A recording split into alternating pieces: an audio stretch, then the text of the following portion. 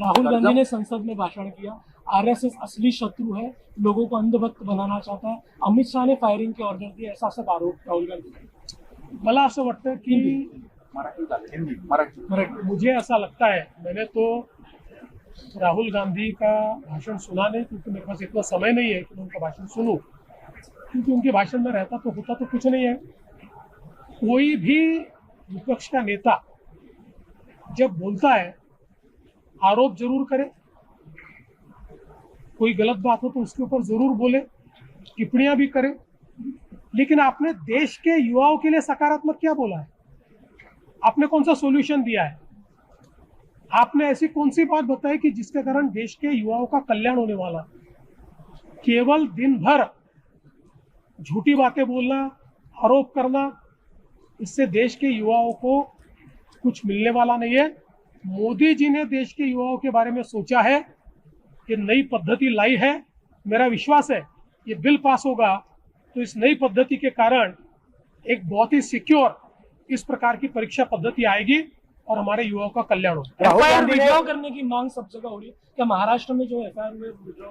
महाराष्ट्रामध्ये पोलीस विभागाला आणि गृह विभागाला मी ऑलरेडी सांगितलेलं आहे की या आंदोलनाच्या दरम्यान ज्या काही केसेस झालेल्या आहेत त्या केसेस या परत घेतल्या पाहिजे।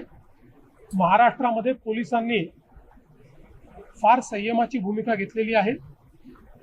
साधारणपणे केसेस जर आपण बघितल्या तर मोठ्या प्रमाणात फक्त जमावबंदीच्या केसेस त्या ठिकाणी लागलेल्या आहेत।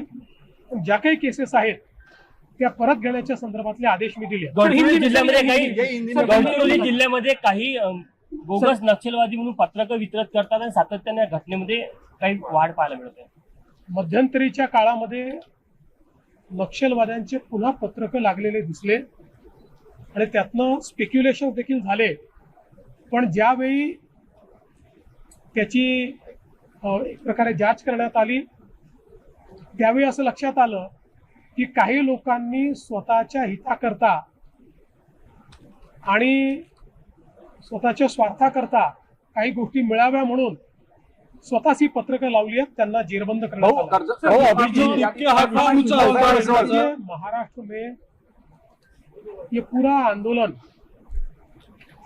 बहुत ही रेस्ट्रेंट के साथ हमारी पुलिस ने उसको हैंडल किया है और जो केसेस भी लगी है वो बहुत ही नॉमिनल इस प्रकार की केसेस वहाँ पर लगी है। और मैंने कल सुबह ही गृह विभाग के साथ, राज्य के डीजी के साथ चर्चा की थी और कल ही ये आदेश दे दिया था कि इन केसेस को वापस लिया जाए। प्रहलाद जोशी को उन्होंने राहुल गांधी ने प्रहलाद जोशी को दुष्कर्म का रक्षक बताया। देखिए, राहुल गांधी कुछ भी बोल सकते हैं, लेकिन राहुल गांधी क्या है ये भी भारत जानता है। मोदी सरकार क्या है, प्रहलाद जोशी क्या है, ये भी हमारे भारत के लोगों को पता है कि राहुल गांधी एक ही एजेंडा लेकर निकले हैं और वो एजेंडा है अराजकता का। अराजकता के एजेंडे पर वो काम कर रहे हैं। उनको देश से कोई लेन देन नहीं, उनको अराजकता से लेन देन।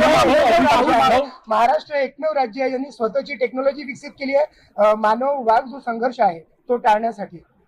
मला अतिशय आनंद आहे की मार्वल जी आपल्या महाराष्ट्राची AI कंपनी आहे यांनी एक अतिशय चांगलं मॉडेल आपल्या नागपूरचे SP आहेत हर्ष पोद्दार त्यांनी ते तयार केलेलं आहे, ज्यामध्ये वाघाचं जे विचरण होतं त्याचे अर्ली वॉर्निंग देण्याची सिस्टीम तयार केली आहे। आणि या सिस्टीम मध्ये केवळ पिक्चर बेस्ड नाहीये, तर आपल्याला माहिती आहे वाघ जेव्हा विचरण करतो त्यावेळेस काही प्राणी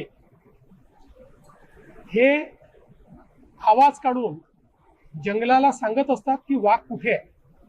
हा जंगलाचा नियम आहे। आणि आमचे जे आदिवासी बांधव आहेत जे वर्षानुवर्ष वनवासात राहतात त्यांना याची नीट माहिती असल्यामुळे ते पूर्वीच्या काळात अशा परिस्थितीतही राहत असताना बरोबर त्या ठिकाणी स्वतःला वाचवायचे, तेच ज्ञान आता आपण AI मध्ये आणलेलं आहे. त्यामुळे वाघाच्या विचरणामध्ये फोटो जरी वाघाचा नाही मिळाला तरी ज्यावेळेस हे प्राणी आवाज काढतात ते आवाज सेन्स करून आणि त्यातनं वाघ कुठे आहे याची अर्ली वॉर्निंग देण्याच्या संदर्भात ही सिस्टीम तयार झालेली आहे. AI सिस्टीम आहे ही. जशी जशी सिस्टीम काम करेल तशी ती अजून प्रगल्भ होईल. पुढच्या काळामध्ये संपूर्ण देशात ही रेप्लिकेट करता येईल. कर्जमाफीच्या यादीतील रक्कम आणि EKYC करताना दिसणाऱ्या रकमेत मोठी तफावत काही ठिकाणी आढळून आहे. खास करून हिंगोलीत अशा खूप तक्रारी आहेत. असं आहे की या संदर्भात पहिल्यांदाच खूप स्पष्टपणे सांगण्यात आलेलं आहे जे काही अकाउंट्स NPA होते, या NPA अकाउंट्समध्ये NPA असताना देखील बँकांनी त्याच्यामध्ये व्याज लावलं होतं. पण ज्यावेळेस बँकांची आमची चर्चा झाली त्यावेळी बँकांनी 2 गोष्टी कबूल केल्या. एक, NPA वरचं व्याज ते कमी करतील, ते काढून टाकतील.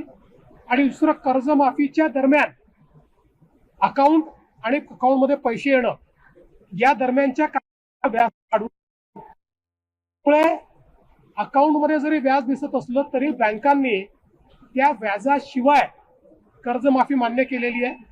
आणि म्हणून आम्ही जी कर्जाची रक्कम आहे ती बँकेत भरतोय आणि व्याजाची रक्कम बँक स्वतः त्यातनं काढून घेणार आहे. काही लोकांना कन्फ्युजन असं होत आहे की आमचे जास्त पैसे अकाउंटला दिसत आहेत, म्हणजे आमच्यावर जास्त कर्ज अकाउंटला दिसत आहे आणि त्या मनाने आमच्या अकाउंटला कमी पैसे आले. काळजी करू नका. 2 लाखापर्यंतचा जो अकाउंट आहे या अकाउंटला पूर्ण पैसे आम्ही देणार आहोत.